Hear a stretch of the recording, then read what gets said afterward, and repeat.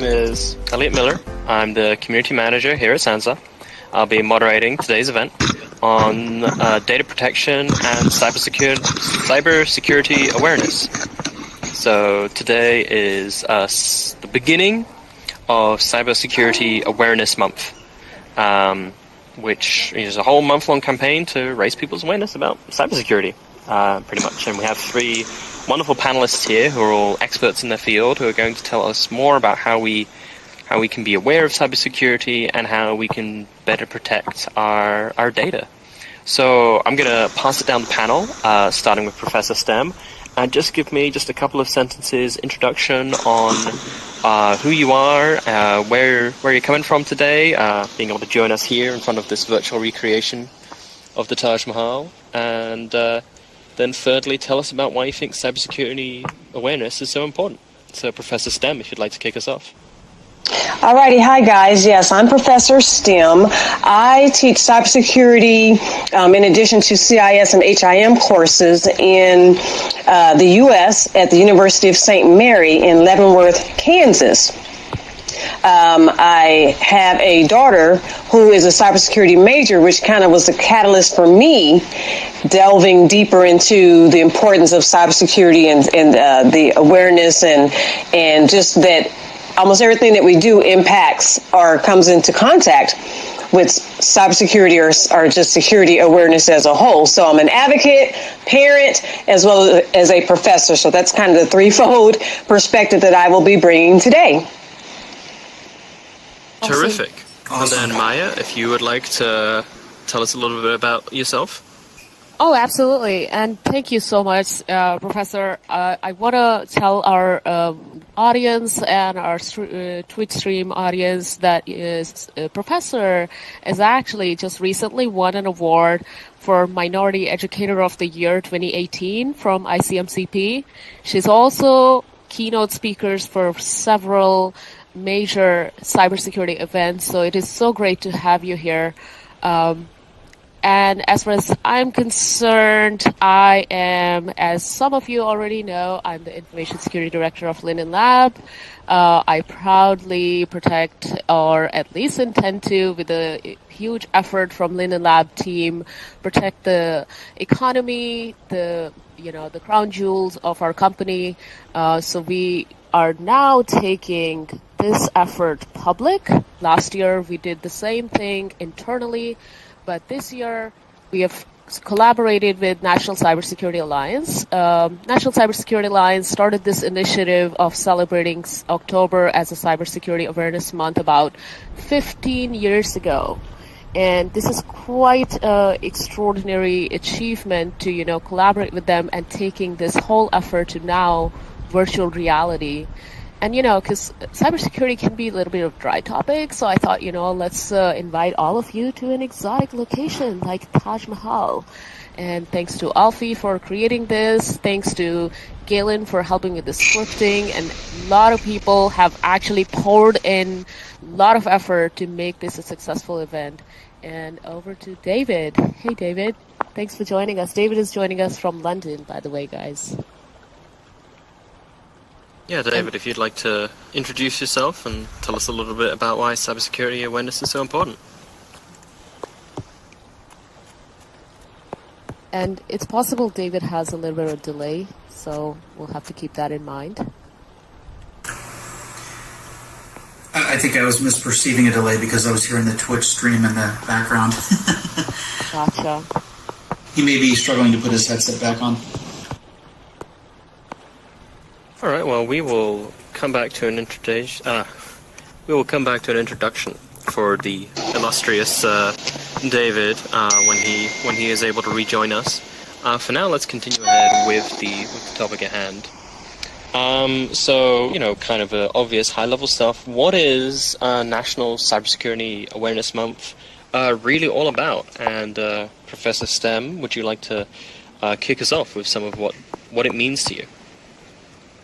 Well, as I kind of mentioned before in the intro, that we all need to be aware of our level of awareness, whether it's a follow, a click, a like, a post, our interaction and engagement in whether it's a cyber or virtual, whatever platform, is that there needs to be a heightened sense of awareness. Everything that is out there is not necessarily out there for the good, unfortunately, but that's always a component that we have to keep in our mind as we're engaging online in virtual reality and other platforms. Terrific. Maya, do you have some comments as the visionary for this event? I imagine you have a strong opinion about this topic. Oh, totally. So every day I see all of us are engaged in using technology. Every single person that I know of has a powerful computer that they're holding in their hands called our cell phones. Now we are receiving emails on our cell phones. We have these immensely powerful advanced technologies popping up, artificial intelligence powered, different technologies. As we make use of these technologies, these devices, National Cybersecurity Alliance started this initiative to at least dedicate some time to shift the focus onto security. Because we continue to use these technologies, but we never really, never really pay too much attention to, what might be the implication.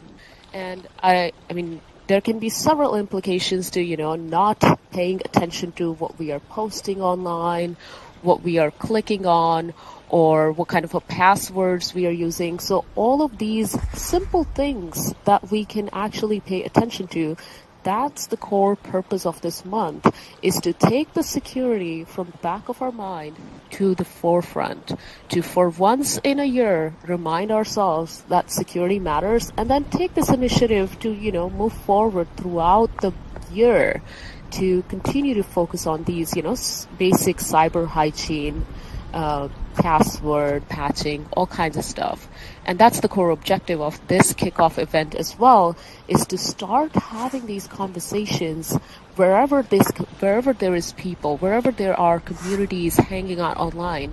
And Elliot, as you are the community manager, you already know there are several of our users that are, continuously engaging, building stuff, clicking on things. So we need to be aware of what we are building.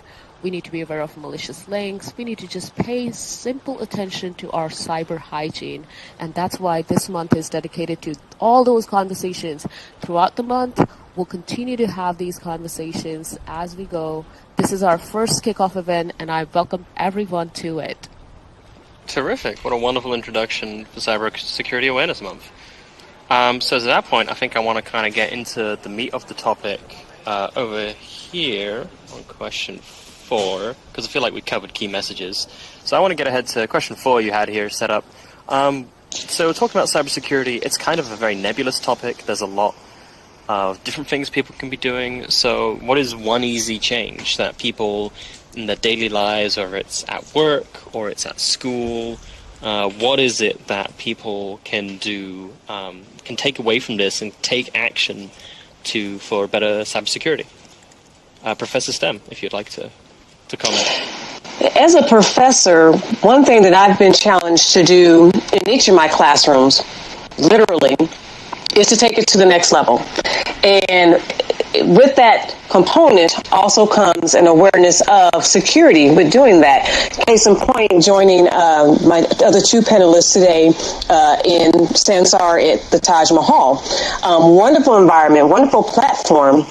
But, as I'm speaking here today, even in the back of my mind is also still that heightened awareness of how secure is this, or what are some things that could happen, or as I continue to build curriculum for my students, still keeping that security, that cybersecurity factor in the forefront of my mind as I engage my students, as I help them get more aware of other platforms or formats of learning in the classroom, figuratively or literally, whether it be VR or not. Wonderful. What about you, Maya? Sure. So, Elliot, you are asking a very, key question here. What's the one thing that people can do, or what's the one takeaway that we can incorporate in our lives as we, kick off this event or engage with various technologies, there were several things. Well, the first and the primary thing to understand is cybersecurity. While I may be a leader in the industry, or I may be the person who is kind of driving some of the policies or stuff, it is every single one of us's responsibility, especially for a platform like Sansar or any platform that has community-based meetups or community that drives the platform. It is so important that we internalize this, that cybersecurity or security is everyone's shared responsibility. So what does that mean, actually? When you're logging in or when you are signing up for some services, you create a password. What the very simple thing we could do is we could create strong password. Now, everybody would say, hey, yeah, it gets too much because, there's so many passwords that you have to keep up with. So if there is one thing that I would like all of our audience to take away, I would say start by using Password Manager. And that is, there are various password managers that you can use. We have LastPass, 1Password. You would soon realize, as soon as you start using these password managers, that it makes the life so much easier. You can store most of your password, create much stronger password, stop reusing the password for various services. So that is like the one basic thing we can do. There is several other things, such as, think about how many times you get a pop-up of Microsoft Windows saying, hey, I want to be patched, and we just snooze it. And I'll be honest, I'm also guilty of the crime. Sometimes even I snooze it. But guess what?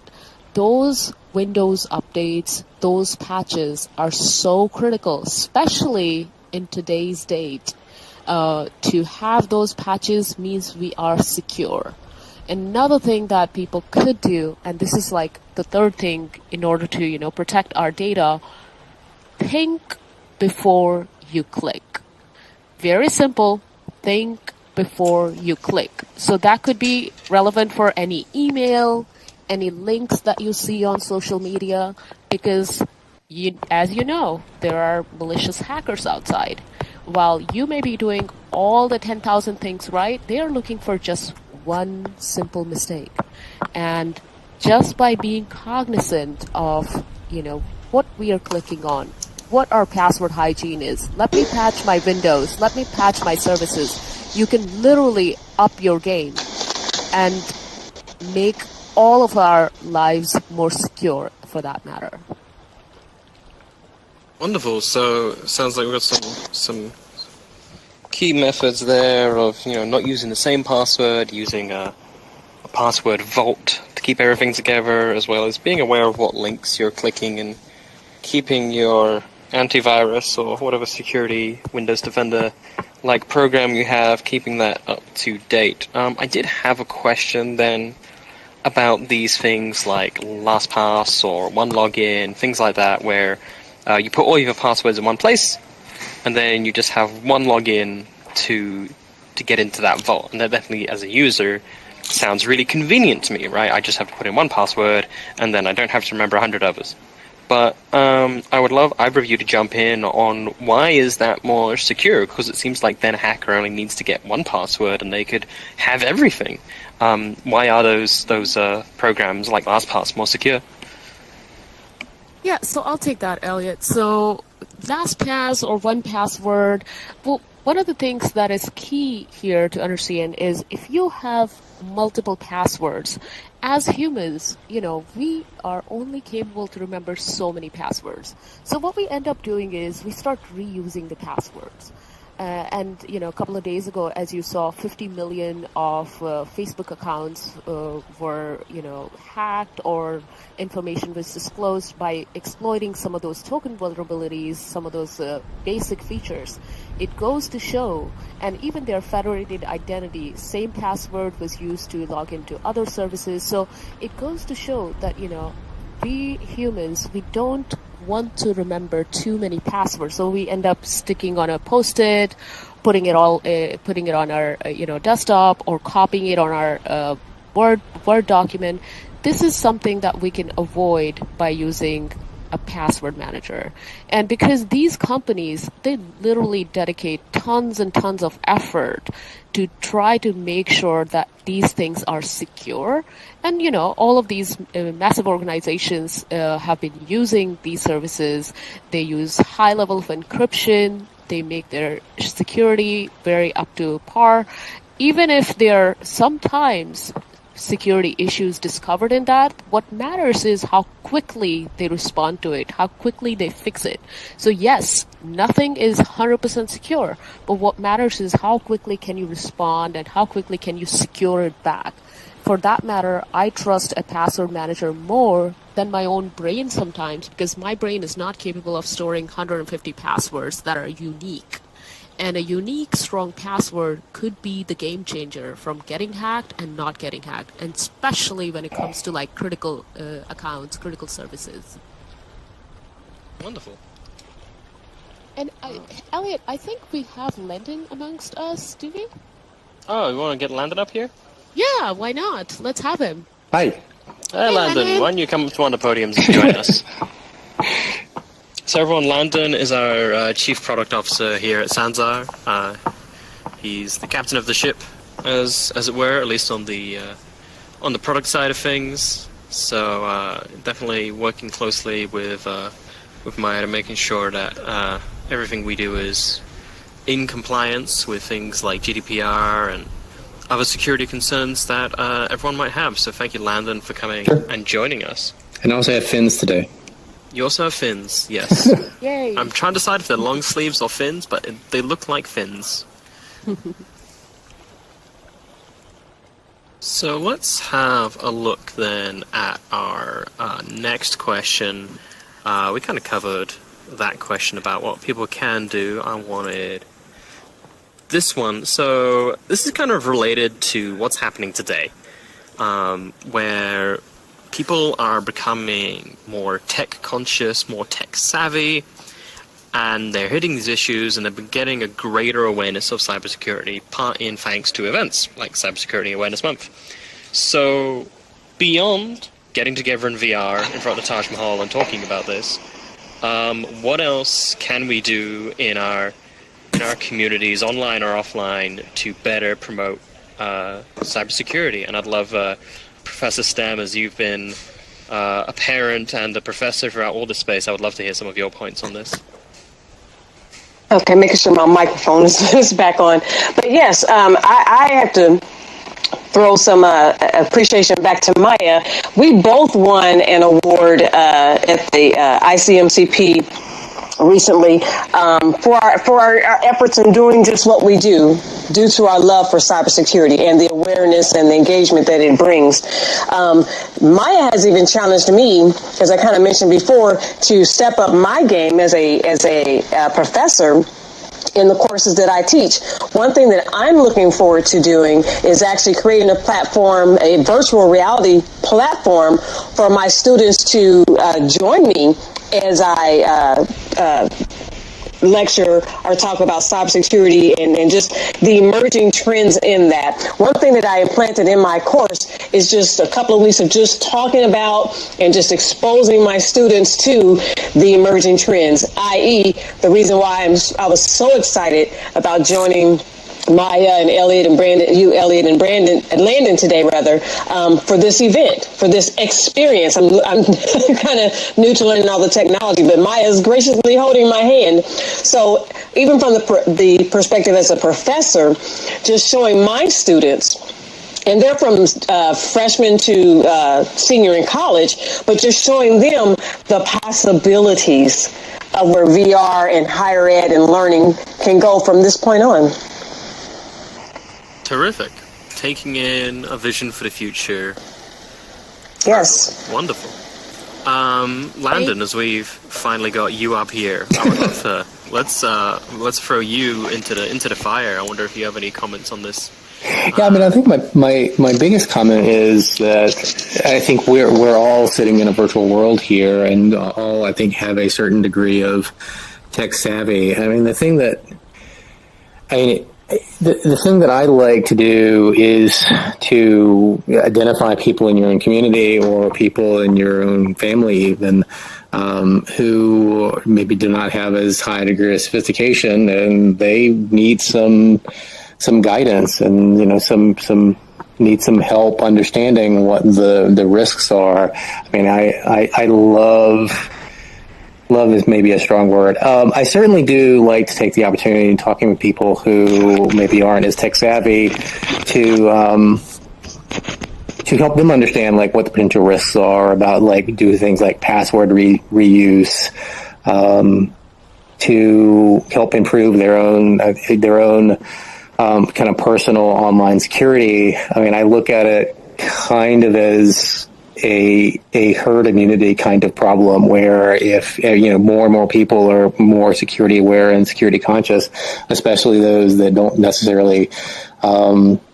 thrive in this environment quite yet, you're making us all stronger.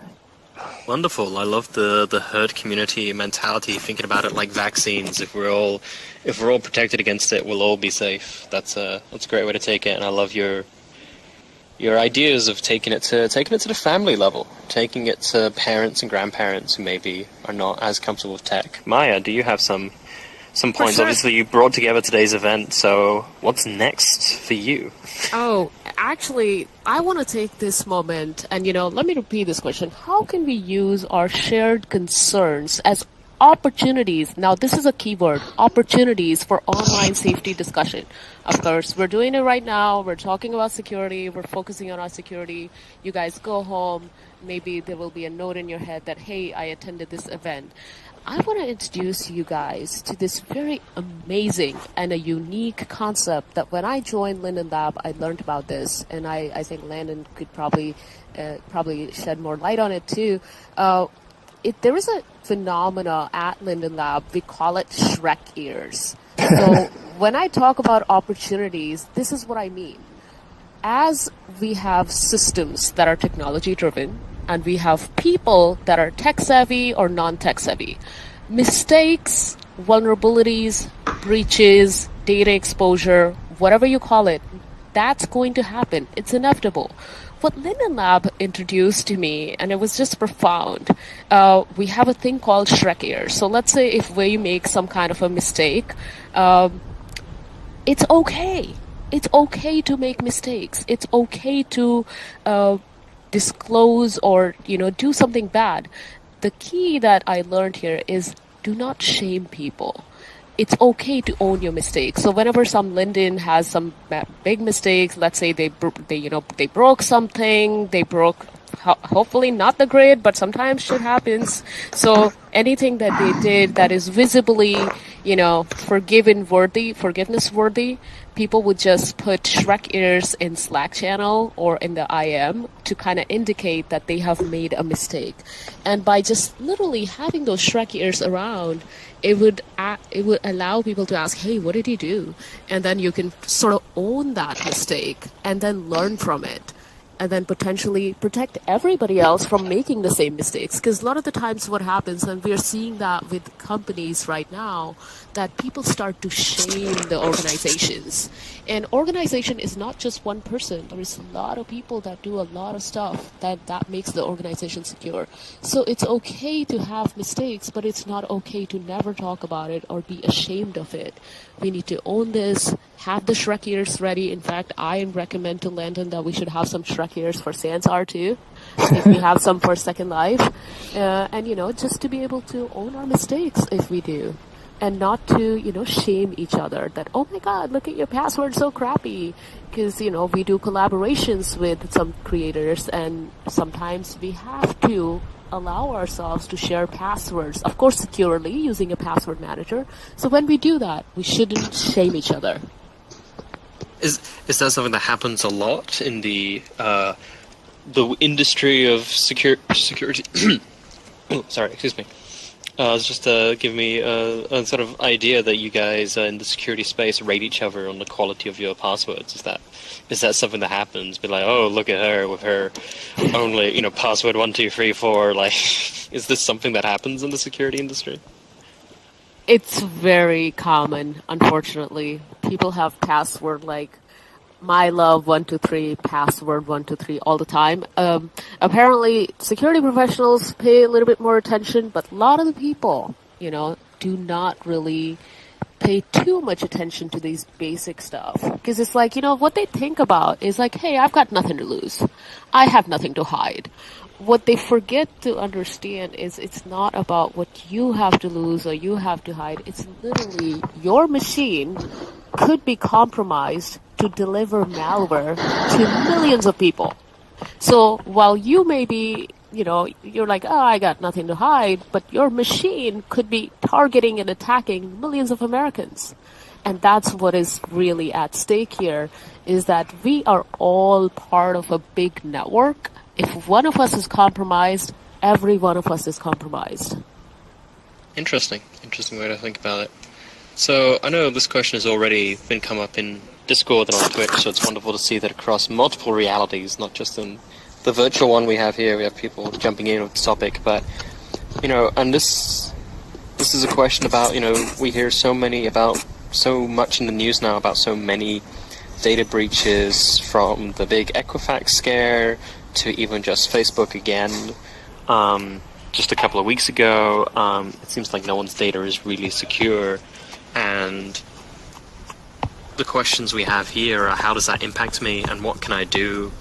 And I would also like to add to that, again, the question about like how safe are my passwords if I use a password collecting service like 1Password or LastPass. So, Professor Stem, if you have the hot tips on how we can survive in this terrifying age, what should we do? Please offer us guidance.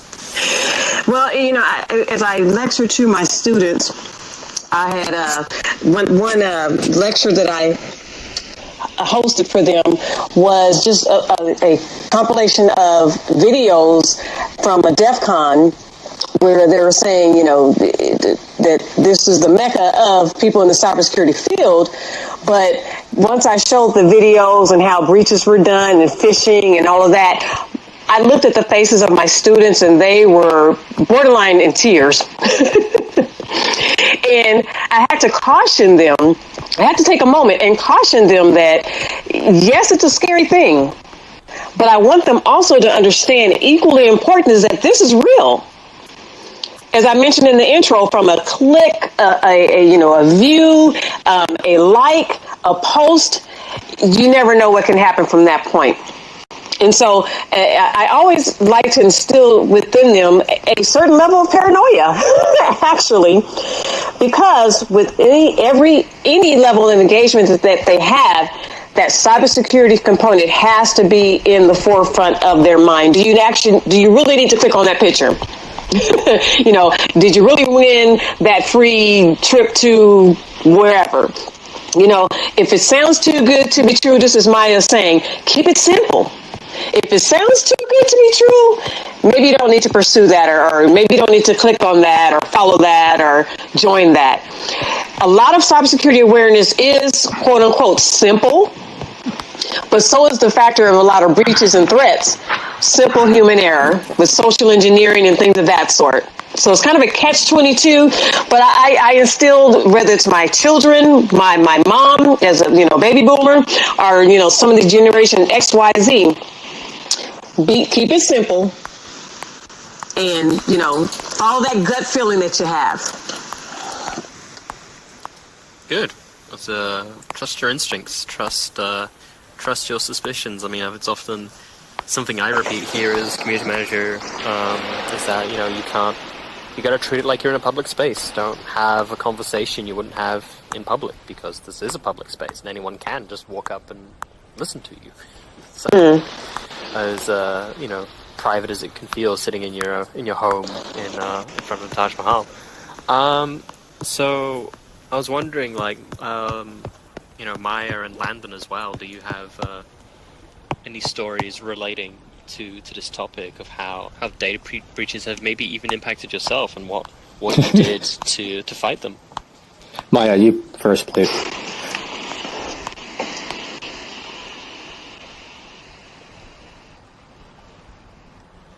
Is she on mute? Hey, sorry, I was on mute. Yep.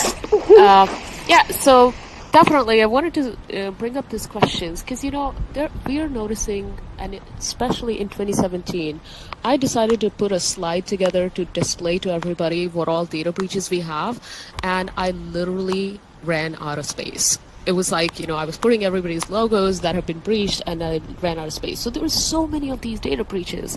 And one of the Linden employees, he's an ex-Linden, our HR guy, he comes up to me, he's like, Maya, all these breaches, and you're posting all these notifications, what am I supposed to do with this? And this was the time of Equifax that had just happened. So that was a very significant question for me. I'm like, you're right. What does it really mean? Equifax is breached, Facebook is breached, my internet is breached, everything is breached. What am I supposed to do? So then I thought about it a lot, and the real takeaway should be that we do need to pay attention, because not all data breaches are created equal.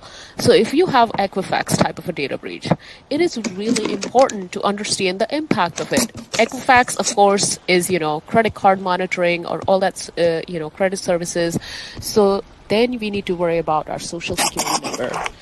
If there is a breach of, let's say, Facebook recently, what we need to worry about there is our privacy, our critical data, our phone number, our date of birth, our data that we have shared on Facebook, or anywhere else that you may have used the Facebook login. We need to sort of pay attention to that. So when it comes to these data breaches, yes, they are going to happen. Pay attention and just basically look at the impact. Look at how it is probably affecting you, just to dig a little bit deeper, and then figure out what are the next steps. So in terms of Equifax breach, maybe you need to do a credit freeze or start some kind of credit monitoring services. When it comes to Facebook hack, perhaps you need to look at your privacy settings and make sure that they are not default.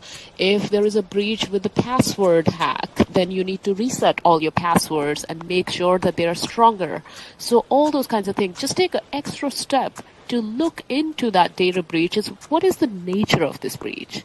And how does it impact me? And then just, retroactively react to it.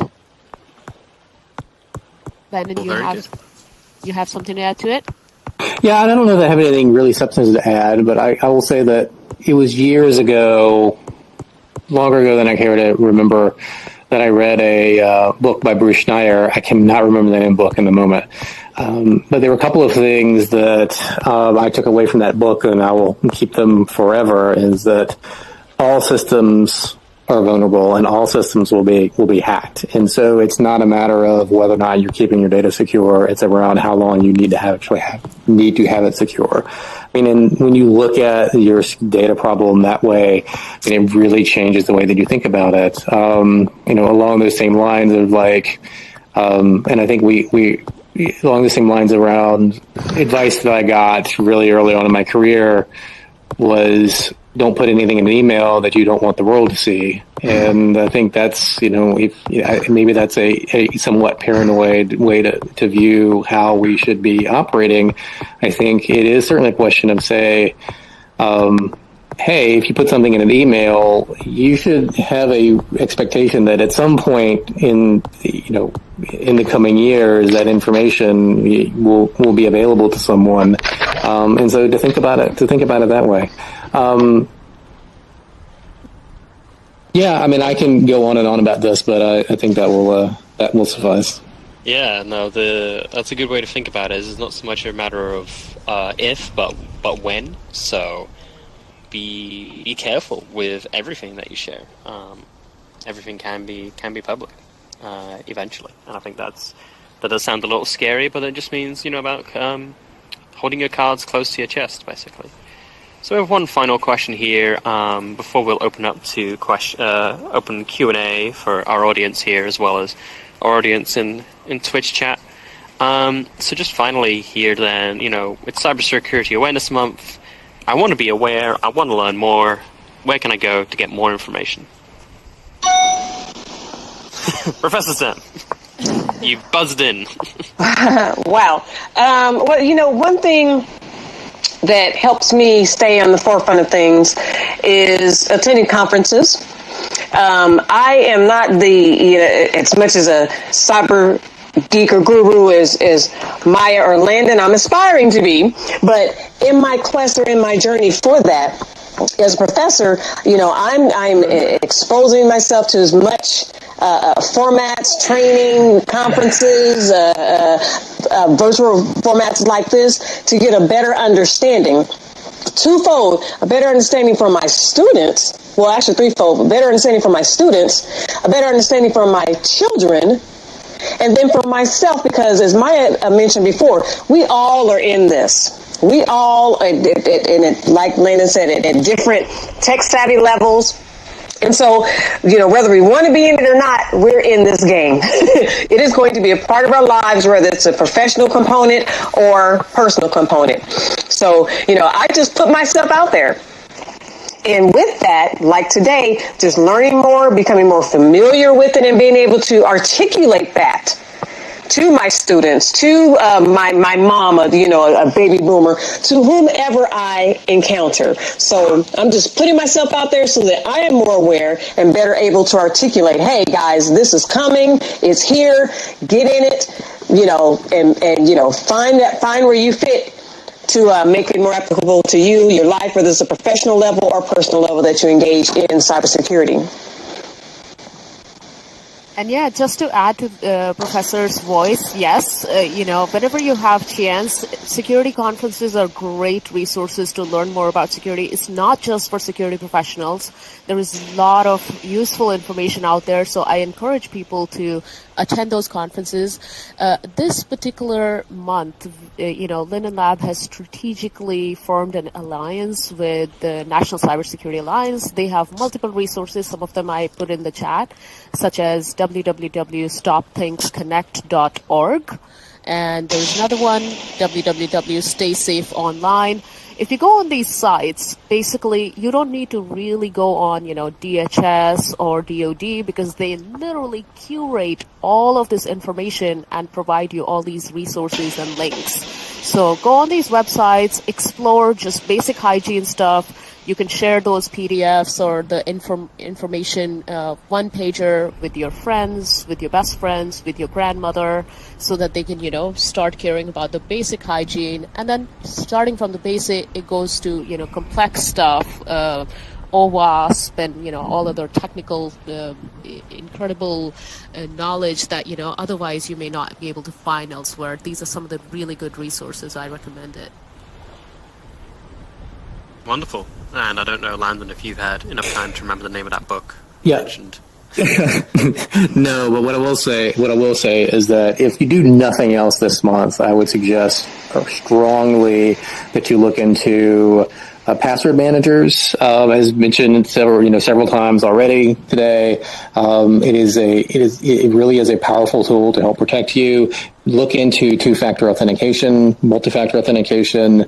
It's a really important safeguard to protect your online information, and especially do this around your email. I think everyone knows that, if I forget my Facebook password, then I can just have them send me a password recovery link. Make sure your email in particular is really protected and secure. So I would suggest strongly researching how to enable multi-factor authentication on your email account. Wonderful. Good practical advice. Well, that is it for today's panel. So thank you very much to Professor Sam, Meyer, and Landon for coming and talking today.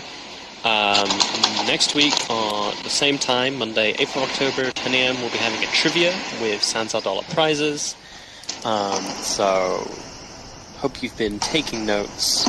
Bring them next session, and we'll have a little bit of fun game, and you'll get a little bit of Sansar dollars out of it. And thank you again.